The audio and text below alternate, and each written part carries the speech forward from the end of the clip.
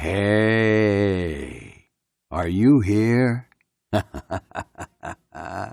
Ladies and gentlemen, ones and alls, welcome to the Paul Leslie Hour.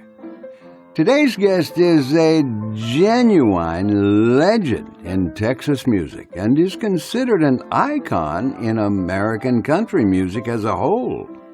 We present Paul E. Leslie's interview with Gary P. Nunn. Now, Gary P. Nunn has had his successful solo records and performances, but he's also known for his work with Michael Martin Murphey and the late Jerry Jeff Walker, among others.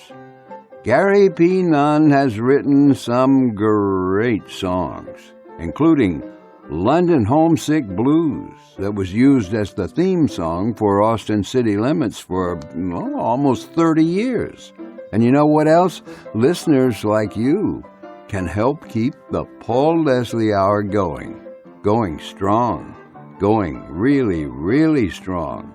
All you do is visit www.thepaulleslie.com/support. Got it? Do it. Thank you. Wait, is that Gary calling? I thought I heard that phone ringing. Hey, Paul!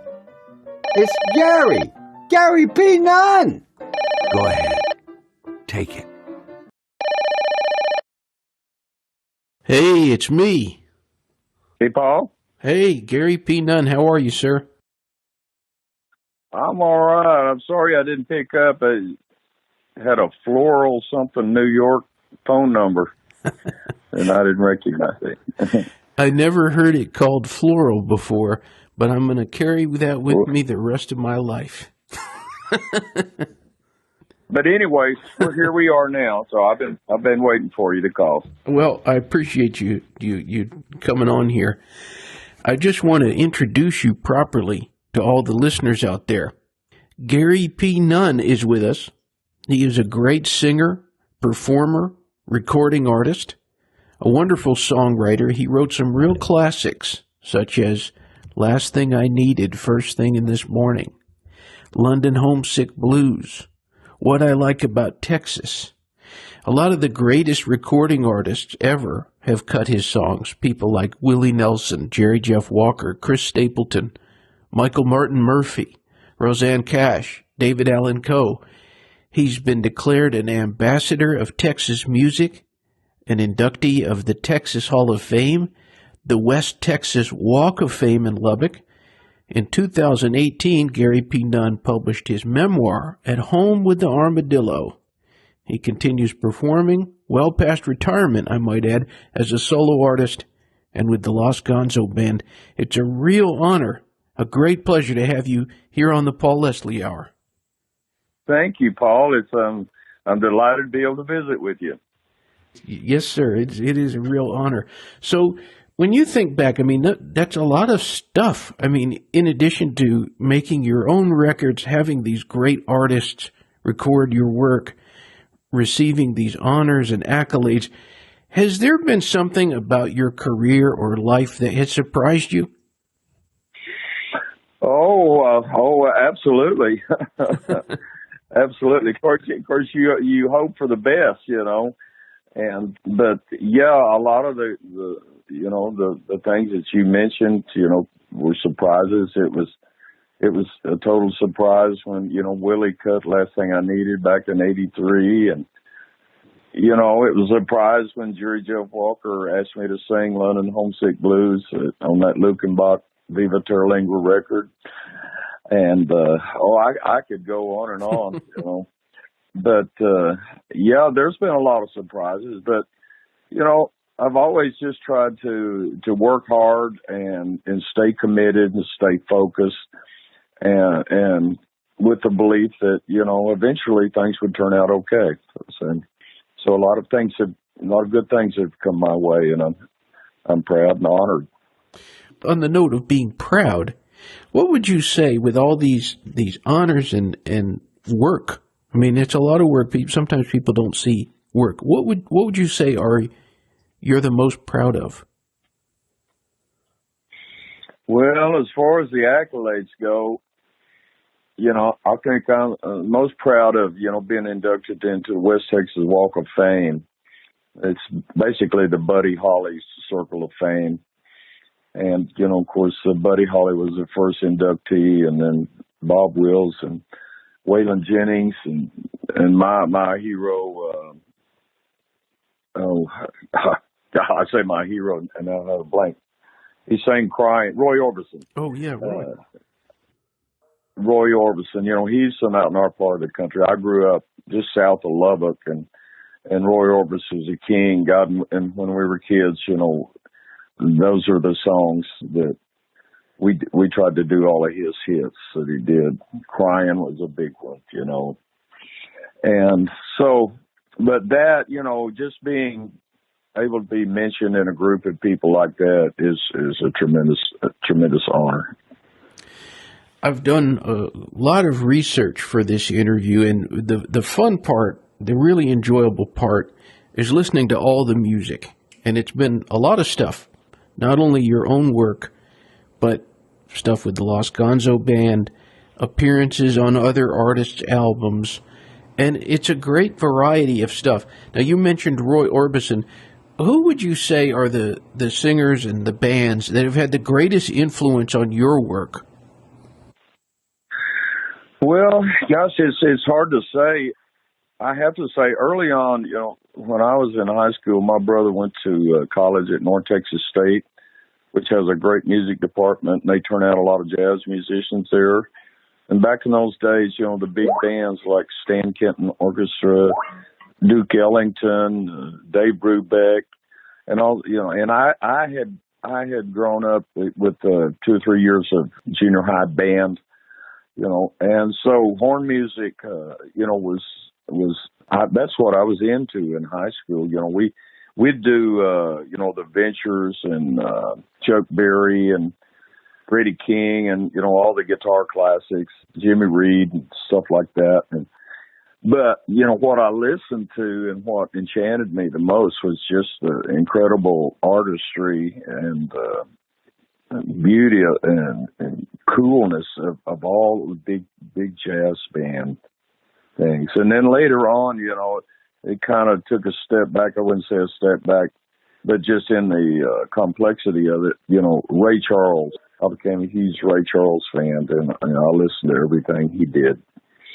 So, those guys. And then, when the Beatles came along, they had a tremendous impact on me because, I've always been a vocalist and vocal harmonies were very, it came very natural to me and to the Beatles vocal harmony thing. And, you can see that evident in some of the Jerry Jeff Walker records we did because me and Bob Livingston, with our vocal harmonies, we're doing our best to try to Beatlesque it up as much as, we were able to. So I'd have to say that those were probably my greatest influences.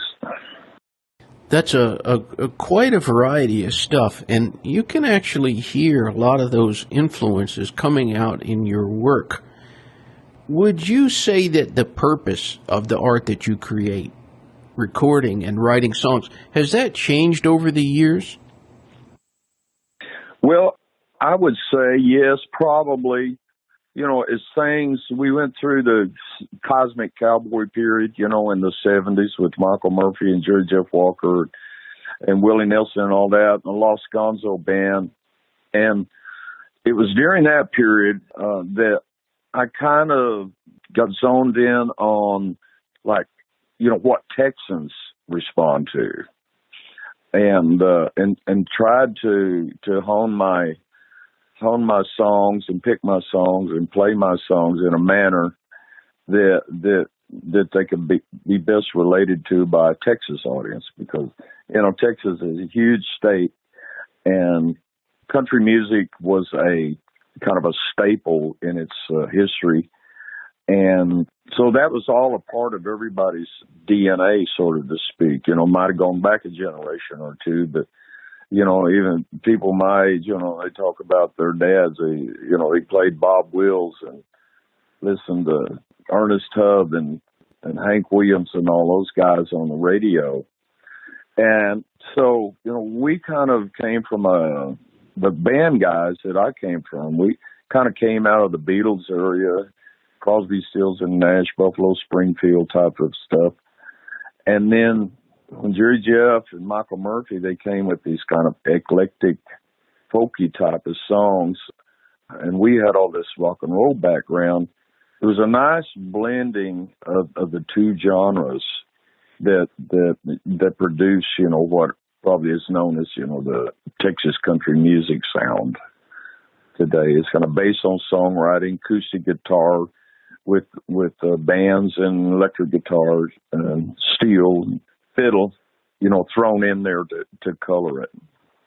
But yeah, I would say that I have kind of focused, my attention on trying to relate to a Texas audience, because that's my audience. And, I still play dances, and we have 300-400 people on the dance floor, and there's an art to getting them out there and keeping them out there. And I found that that's what works best for me. Would you say that a Texas audience is unique in any way? Oh, definitely. Definitely. You leave the state, of course, kids learn how to two-step, from the time they're old enough to dance on daddy's toes.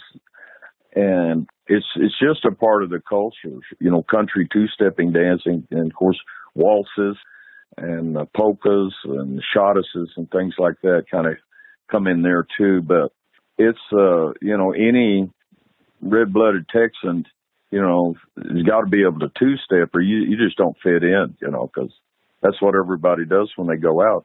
They dance. You mentioned a couple of the people that you've worked with a lot, the late Jerry Jeff Walker, and of course, Michael Martin Murphey. Now, when I think, and these were albums that were before, speaking personally, before my time, but to me, I look at these albums like Geronimo's Cadillac and, these albums that were made around the early 70s, like Viva Terlingua. Was there any sense of like awe or a realization of this work that we're doing? This is really exceptional. Well, not really. Of course, compared to the slick records that were being made in Nashville and New York and L.A., they seem kind of raw and rough and edgy, without a fine-tuned polish on them. And so we were just thankful to be able to participate and back up those guys, but not really knowing, what might develop from it.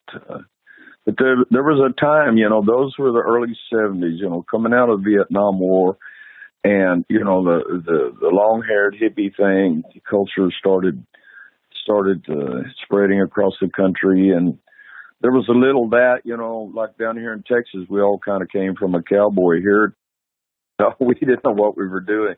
We were just using our natural talent and shooting from the hip. And, a lot of times, and most times, the things that we did were like first takes, and just whatever happened was it. So.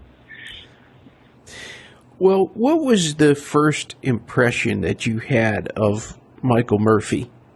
When you first were eyeball to eyeball with him, what did you think of this guy?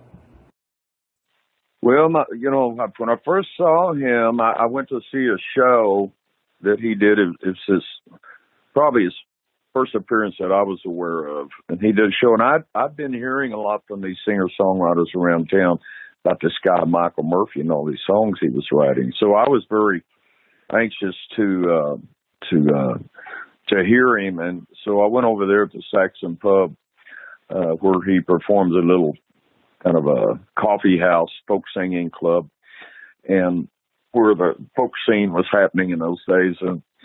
And I heard his, he was doing many of those songs that were on that Geronimo's Cadillac record, because he had just got back from Nashville cutting the first cuts. So they just went in there and cut it live, he and Bob Livingston.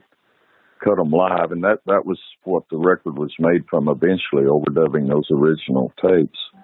But I mean, they were so far ahead of anything that certainly was going on around here. Much more sophisticated, intellectual, eclectic, and almost had a spiritual. He exuded. He's like a really raised in a Baptist church atmosphere, and there's a little bit of the preacher in him, not a little bit, but a lot, and he wears that on his sleeve. So I was very, very impressed by that.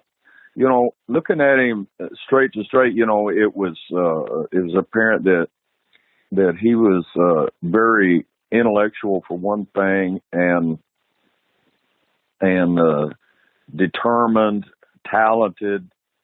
A bit of like he had a definite idea of how things ought to be, and that's the way they were. He's a very strict kind of taskmaster as far as a band guy went, but it was all we all kind of needed a little discipline, I suppose. But and he kind of have an Irish temper about him too. Things didn't go his way. He didn't mind telling you about it, even if it was in the middle of a song on stage. Like sometimes that first night, somebody at the cash register in the bar went off, and he stopped the show and said, I don't want to hear that cash register going off anymore. It's disturbing my music, because he was very intent on having everybody totally focused on what he was doing with no distractions going on anywhere.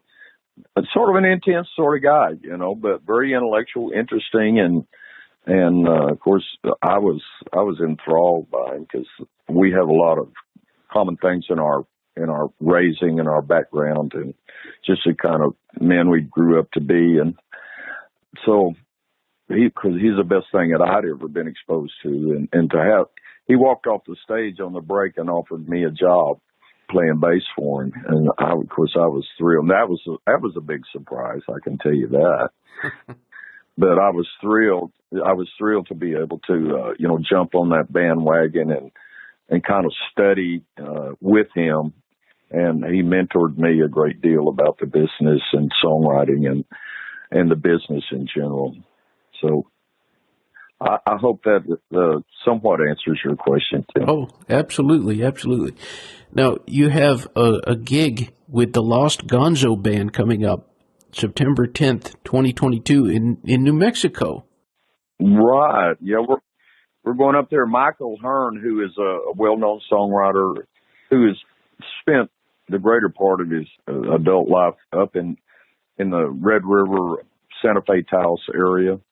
And he's like the king up there, and he started this music festival probably 20, 25 years ago. So we go up there every year to be a part of that. And that's a big festival, and it's really a first-class festival, and very, very successful. The town of Taos have kind of turned the town over to him, because he draws 4,000 or 5,000 people, for 3 or 4 or 5 days to the city. And also, we've done 3 or 4 shows with the Lost Gonzo Band, kind of reunited. Right. And we did one at Lukenbach just a couple of weeks ago.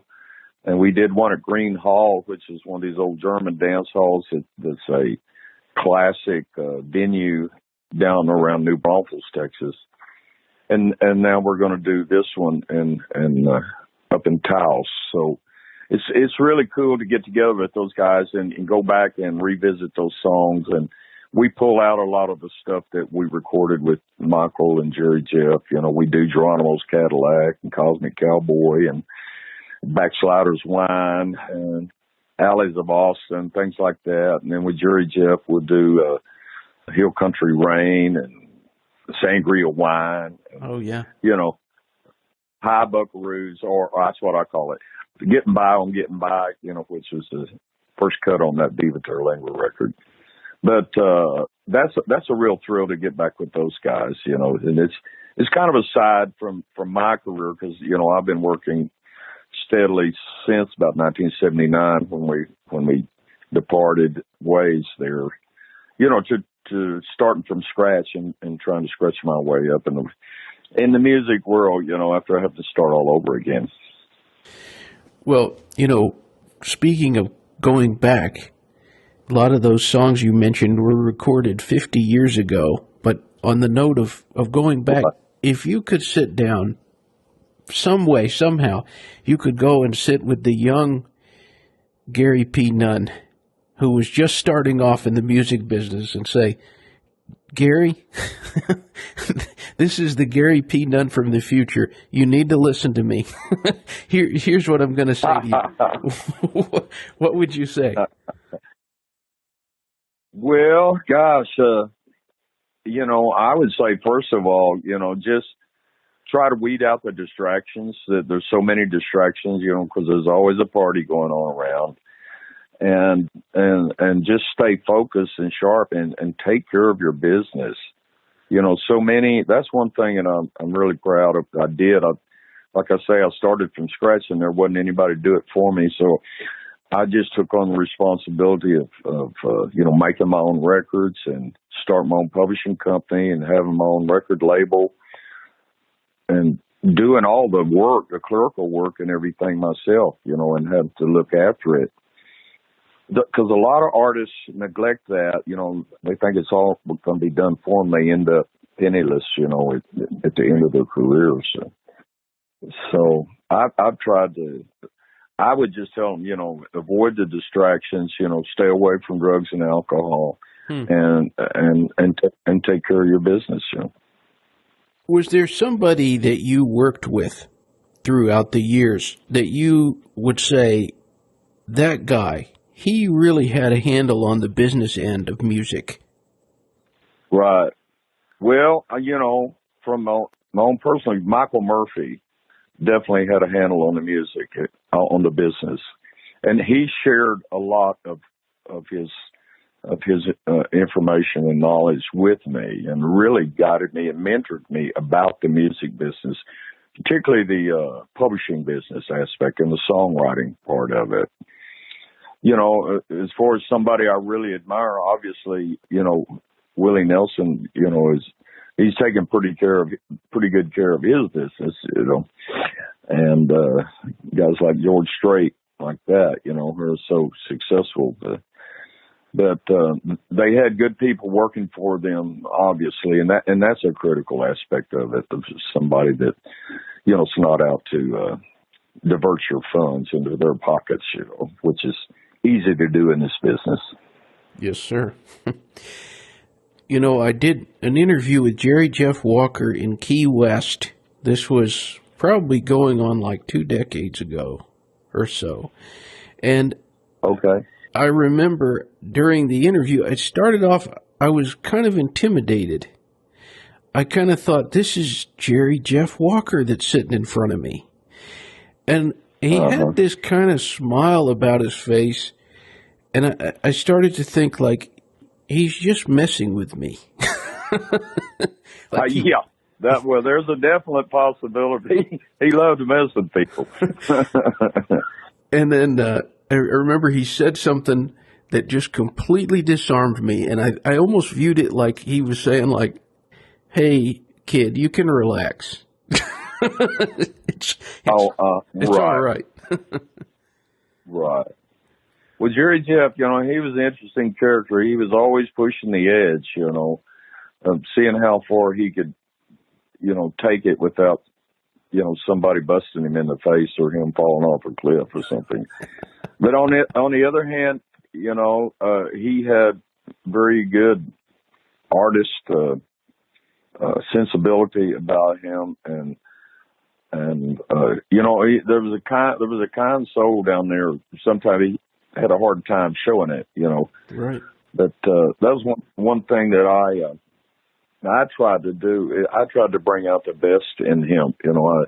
We get up on those airplanes and talking late at night after a show and flying somewhere, and we start talking about something, and I had a way of directing his attention to kind of the positive aspects of what he was talking about, and he would jump right on it and run with it, So, I'd like to say that I had a positive influence on it, trying to get his mind off of beer and other stuff, you know, and on the real stuff, family stuff, business stuff, and music stuff, our business, you know, things that we should be doing, you know, to improve his and our situation. Can you remember the first time you heard something of yours on the radio and what that felt like?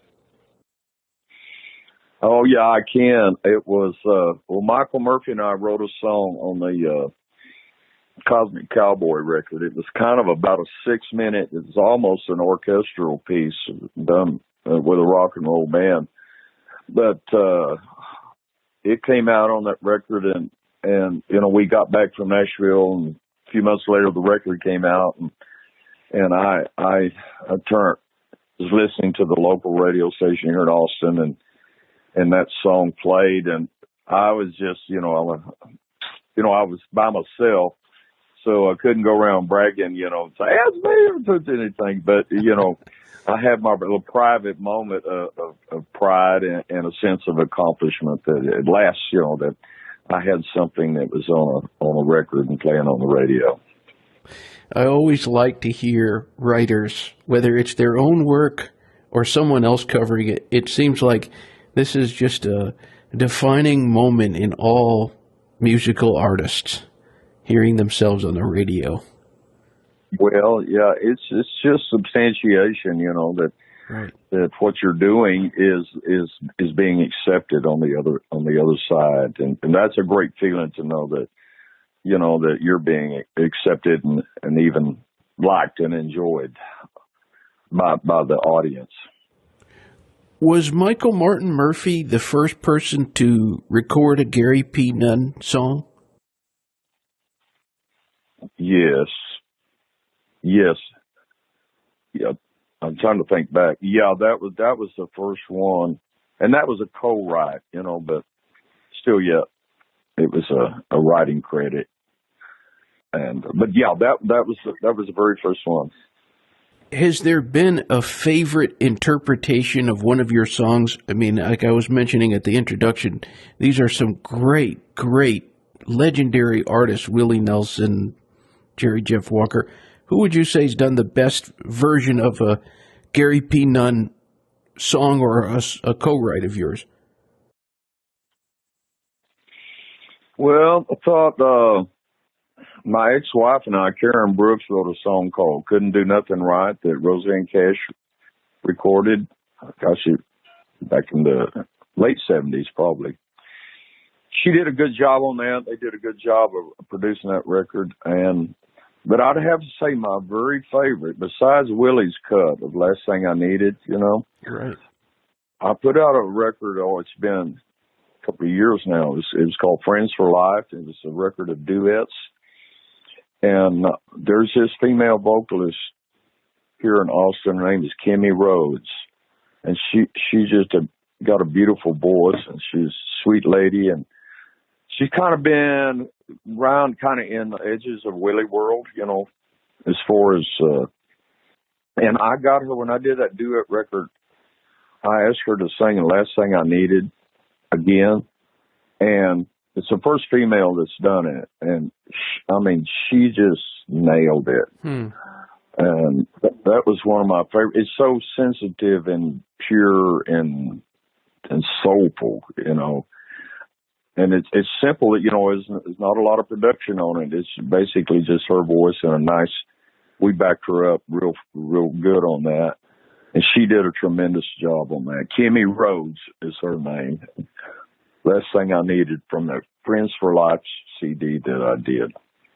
It was a duet. I had Kevin Fowler, Bruce Robinson, Cody Johnson, Dale Watson, Robert Earl King, Lyle Lovett, and, a lot of people like that are very, very successful here in the Texas market, especially in some of them nationwide now, to sing with me some of the songs that I'd done previously, some of the most popular tunes. But that was that's the one that really, I'd melt every time I hear that. I can't wait to give that a spin. What did you think of David Allan Coe's take on London Homesick Blues? Well, of course, I was proud to have David do it, and I don't know. I don't know. Maybe he rushed it a little bit, rushed through it. I don't know. It's hard to be critical. I hadn't heard it in a long time, but I thought that I don't know. Well, he did the David Allan Coe thing, just like he would do. So. But I was sure proud to have him do it, and he couldn't do nothing right either here lately. It seems like there's another one of them he's done. But, I love David. He's such a character, and he's so, he's his own worst enemy in a lot of ways. He's so incredibly talented and got a great voice and great songwriter and, really truly a gifted artist. Just, I've heard stories about, self-destructive behaviors, and gambling and all that has held him. He's held himself back, I believe, Right.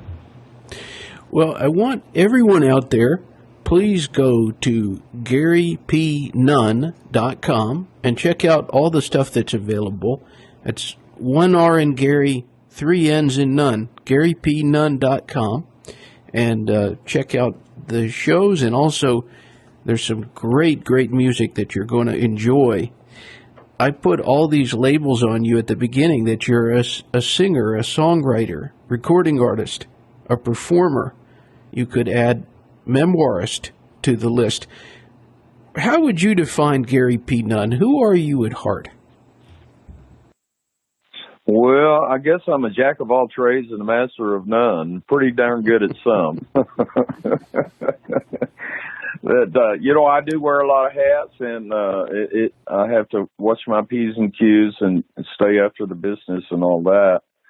But, in my heart, I love the music. I go over to my little studio over here, and I'll play some of my records, and I'll sit down and play along with them, and just like I was in a recording studio or something. And,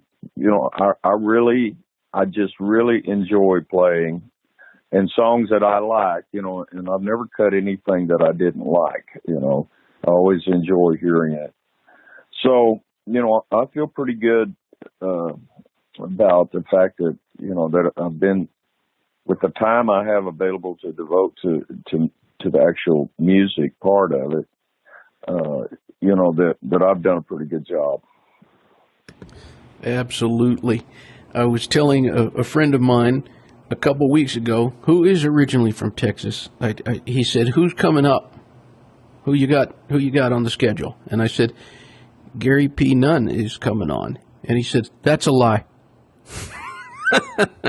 But it's not a lie. And I want to thank you so much for being our guest. It's been a great pleasure to do this interview, a real honor for me. And I always like to leave the guest with the microphone. You just never know where someone tuned in or when they tune in. What would you say to that person, wherever they're from, wherever they are, who joined us today? Well, I would say, live a good, clean life and live long and be happy and listen to Gary P. Nunn every chance you get. You might be surprised. I'm different, but I always try to leave a few little gems of wisdom or heartfelt soulfulness, in all of my songs. And so I'm from Texas, and I'm very proud of Texas and devoted to this state. But I love all of America, and every state's a beautiful state, and there's lots of beautiful people all over the world. So, and just invite you, look us up. You see us at Greenhall or Lukenbach. You want to take a Texas road trip. You won't be disappointed, and you'll get a dose of pure Texas culture in one evening and a weekend. By coming out and traveling out. We do get people. As a matter of fact, I played at Lukenbach last week, and people did come from South Carolina out to be there for just that show. So, So we're not that far away, and I hope you'll come see us. Hope you give us a listen, download my songs. You know, I can never sell too many songs, and you know, I want to get my music in your house and play it for your kids. And so that's about all I can say about that. That's great. That's great. And I'll just add one suggestion: a great gateway for people. An album that really, it's an eclectic kind of live recording. It's called Lost and Found 79. It's just got quite a vibe to it. I love it. Just thought I'd say that. Yeah, well, thank you so much. You know, I did that. I was going through, during the pandemic, I was going through my boxes of tapes and thinking I discovered this 7-inch reel-to-reel tape, and it was like the demos, board mixes from the session I did that never got released, you know. I started listening to it and said, you know, that's probably some of the best performing soulful singing that I've ever done, and great songs. I picked a great selection of songs, some of the great writers around here in Austin, and I appreciate you saying that, because that's one of my favorite things. I think I was at a low point in my life, you know, and I think that comes out in that record in a real soulful manner, and I'm real proud of it. Well, again, Gary P. Nunn, thank you so much for joining us. Great to talk to you. Thank you, Paul. It's been a pleasure visiting with you. I sure appreciate you getting in touch, and wish you all the best with your program. All right. Looking forward to seeing you in person soon. Until next time. I look forward to that. All right. Well, let me know when you're here. I'll give you the royal treatment. Oh, bless you. Thank you. You're so welcome. All right. We'll see you. All right. Bye-bye. Adios, amigos. Bye. Bye. Bye-bye. Thank you for stopping by today. If you enjoyed our program, consider telling a friend about it. The Paul Leslie Hour is made possible through people just like you. So you want to keep the show going, right? Go to thepaulleslie.com. That's thepaulleslie.com. Click on Support the Show.